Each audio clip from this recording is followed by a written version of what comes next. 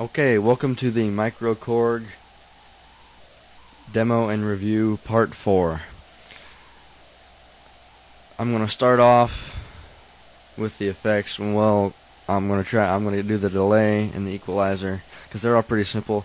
Hopefully we'll have time to get to the arpeggiator, but I'm going to spend forever on the arpeggiator, so we might have to do that in part 5. So let's start with the effects. The effects are very easy to understand.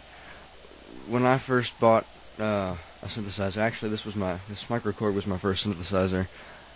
The first thing I actually understood and started playing with were the effects.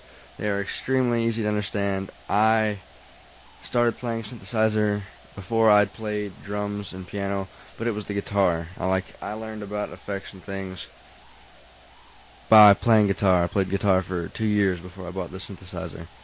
So, well, enough about me. About the effects. You start off, there's 3 types of effects in the synthesizer. There's a flanger, a phaser, and then there's this one. It's like a combination of a few different types of chorus put together. It's kind of hard to explain, but it's just basically chorus.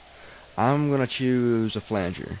The next knob you choose the LFO speed because the effects are actually controlled by a different low frequency oscillator. But you can make this LFO speed of the effects the same as the tempo, the other tempo that actually controls both the other LFOs and the arpeggiator. So you choose your effect, flanger, you choose the LFO speed, and then you choose the effect depth. It's very basic. You can make it real deep, or you can make it real light, and you can make it go real fast or real slow. And that's all I really have to say about the effects. They are very basic. I'm going to turn them off for now. But I'm going to make a video where you get to see me play with all the different types of things, and you'll kind of look back on what all you've learned and see what you can incorporate into some actual music and some sound. Let's move to the delay. It's also very easy to understand. Okay, on to the delay. It's also extremely basic. You start out, choose delay. You choose the type of delay, whether it's straight delay, cross delay, which goes from both speakers and it switches to the other speaker. But most of the time I really don't use that. But you can if you're really serious about it. I know a band called Mod Wheel Mood, Alessandro Cortini. He uses lots of that if you ever listen to his music. And then there's left to right, where it goes from left speaker to right speaker, and delays from speaker to speaker. Okay, I'm going to choose straightforward delay, just basic. Okay, you can turn on the tempo sync, so you can sync the delay to the tempo that controls both LFOs and the arpeggiator. So right now I'm just going to leave it off because I guess you already understand that the tempo, how the tempo sync works, because I've used it on the LFOs. Okay, so leave that off. You choose the delay depth. You choose the delay time first.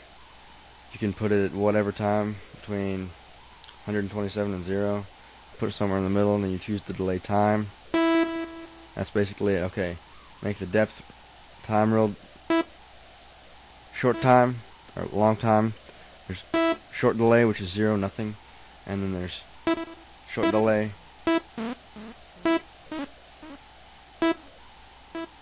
And it gets longer. And then there's the depth.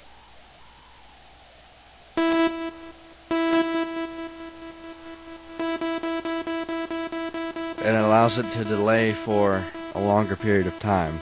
So delay time is how much space is in between each time it strikes the note again. And the delay depth is how long the delay lasts, how many times it'll strike after you strike one note. And that's it for delay. If you have any questions, just get back to me. It's all real simple. Let me turn this delay off.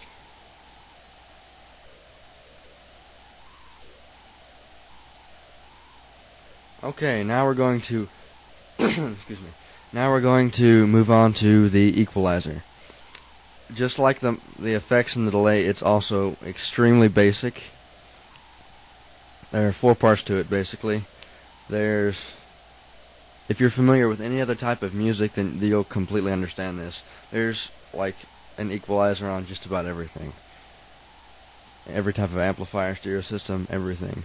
You start off with the low equalizer frequency, which pretty much means how much bass there is. You're turning up the bass or turning down the bass. You can't really tell with a saw wave. It's just kind of iffy with a saw wave. But I might show you later. But it's really easy to understand. You turn how much bass there is, how much it shakes the car, pretty much. Okay, then there's the gain. We all know what gain is now, don't we? It's basically just up or down, positive and negative. Then there's the high EQ, which is how much treble there is, how much it tweets. And then there's the gain, plus 12 and minus 12. And that's it. Now I'm going to move on to the arpeggiator, and I'm going to go crazy with it. So just bear with me if I start to get really into it. We'll see what happens.